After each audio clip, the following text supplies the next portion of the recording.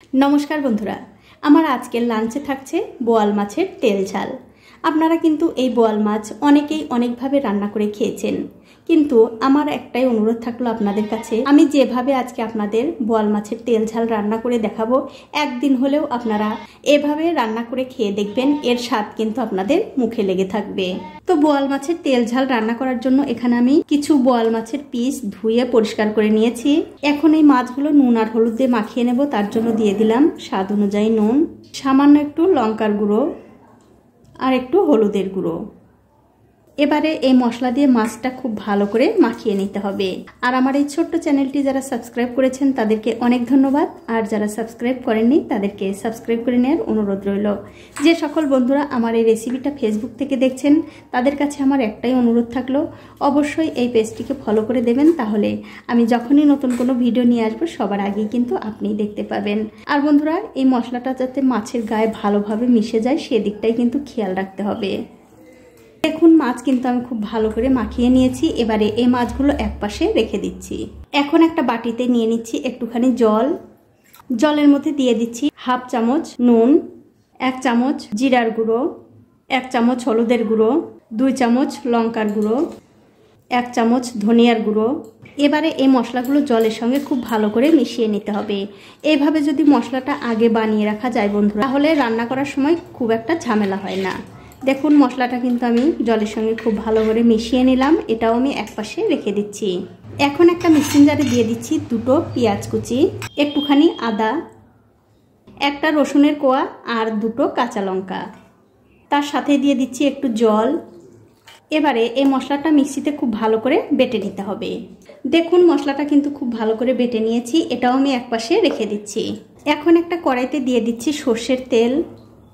আর এই তেল ঝাল যেদিন আপনারা রান্না করবেন অবশ্যই সর্ষের তেল দিয়ে রান্না করার চেষ্টা করবেন, তাহলেই কিন্তু খেতে বেশি ভালো লাগবে।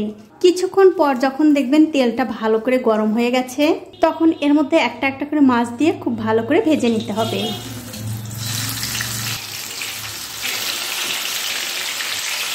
দেখুন মাছ কিন্তু আমি খুব ভালো করে ভেজে নিয়েছি। এখন এই মাছগুলো আমি তুলে নিচ্ছি। আর বন্ধুরা তেলের পরিমাণটা আমি কিন্তু একটু বেশি দিয়েছি, তার কারণ এই তেলেই আমার পুরো রান্নাটা হয়ে যাবে। আর বন্ধুরা যেদিন আপনারা এই তেল ঝাল রান্না করবেন অবশ্যই কিন্তু একটু তেলের পরিমাণটা বেশি দেবেন, তার কারণ এর নামই হচ্ছে তেল ঝাল। মাছগুলো তুলে নেবার পর ওই তেলের মধ্যেই ফোড়নের জন্য দিয়ে দিচ্ছি গোটা জিরা, একটা শুকনো লঙ্কা, 2 টুকরা দারচিনি, একটা তেজপাতা আর 3টে সাদা এলাচ। এবারে গ্যাসের ফ্লেমটা লো টু মিডিয়ামে রেখে এই ফোড়নগুলো একটু ভেজে নিতে হবে। যখন দেখবেন এই ফোড়ন থেকে সুন্দর একটা গন্ধ বেরোচ্ছে, তখন এর মধ্যে দিয়ে দিতে হবে 2টো পেঁয়াজ কুচি। এবারে ফোড়নের সঙ্গে এই পেঁয়াজগুলো একটু ভালো করে ভেজে নিতে হবে। দেখুন পেঁয়াজ কিন্তু ভালো করে ভাজা হয়ে গেছে। এখন এর মধ্যে দিয়ে দিচ্ছি আগে থেকে করে রাখা সেই আদা, রসুন, কাঁচা লঙ্কা আর পেঁয়াজের পেস্ট। এবারে সব কিছু মিশিয়ে এই মশলাটা আরও 3 থেকে 4 মিনিট ভালো করে কষিয়ে নিতে হবে। দেখুন 3-4 মিনিট সময় ধরে এই মশলাটা কিন্তু আমি খুব ভালো করে কষিয়ে নিয়েছি। দেখতেই পাচ্ছেন মশলা থেকে কিন্তু তেল ছাড়তে শুরু করেছে। এখন আমি এর মধ্যে দিয়ে দিচ্ছি আগে থেকে করে রাখা সেই মশলাটা। তারপর দিয়ে দেব একটা টমেটো আমি বেটে রেখেছি, সেই টমেটো বাটা। তারপর মিক্সিং জারটা ধুয়ে একটুখানি জল দিয়ে দিলাম, যাতে এই মশলাটা কষানোর সময় পুড়ে না যায়। এবারে গ্যাসের ফ্লেমটা মিডিয়ামে রেখে এই মশলাটা আরও 4 থেকে 5 মিনিট খুব ভালো করে কষিয়ে নিতে হবে। আর বন্ধুরা অবশ্যই কিন্তু এই মশলাটা ভালো করে কষাবেন, তবেই কিন্তু এই বোয়াল মাছের তেল ঝালটা খেতে ভালো লাগবে।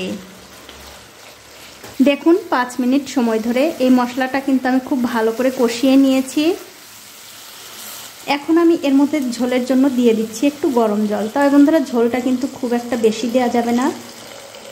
এবারে এই জলটা এই মশলার সঙ্গে ভালো করে মিশিয়ে দিয়ে এর মধ্যে দিয়ে দিচ্ছি একটু কাশ্মীরি লঙ্কার গুঁড়ো, এতে করে এই তরকারির কালারটা খুব সুন্দর আসবে। তারপর একটু ভালো করে মিশিয়ে দিতে হবে। কিছুক্ষণ পর যখন দেখবেন ঝোলটা এরকম ফুটে উঠেছে, তখন এর মধ্যে মাছগুলো দিয়ে দিতে হবে। তারপর আবারও খুব ভালো করে এই মাছগুলো ঝোলের সঙ্গে মিশিয়ে দিয়ে তারপর একটা ঢাকা দিয়ে 10 মিনিট আমি এই তরকারিটা রান্না করে নেব। 10 মিনিট পর আমি ঢাকাটা তুলে নিলাম। তুলে নিয়ে এর মধ্যে দিয়ে দিচ্ছি সামান্য একটু চিনি। চিনি যদি আপনাদের অপছন্দ হয় তাহলে দেবেন না। আর দিয়ে দিচ্ছি সামান্য একটু গরম মশলার গুঁড়ো। এবারে চিনি আর গরম মশলার গুঁড়োটা এই তরকারির সঙ্গে ভালো করে মিশিয়ে দিয়ে এর মধ্যে দিয়ে দিচ্ছি একটু ধনেপাতা কুচি। এখন আমি গ্যাসের ফ্লেমটা বন্ধ করে দিয়ে এই ধনেপাতা তরকারির সঙ্গে মিশিয়ে দিয়ে দুপুরে গরম গরম ভাতের সঙ্গে পরিবেশন করব। তো বন্ধুরা, আমার আজকের এই বোয়াল মাছের তেল ঝালের রেসিপিটা আপনাদের কেমন লেগেছে? যদি ভালো লেগেই থাকে অবশ্যই একটা লাইক, কমেন্ট আর শেয়ার করতে ভুলবেন না। আজ এই পর্যন্তই, দেখা হবে অন্য কোনো নতুন ভিডিও নিয়ে।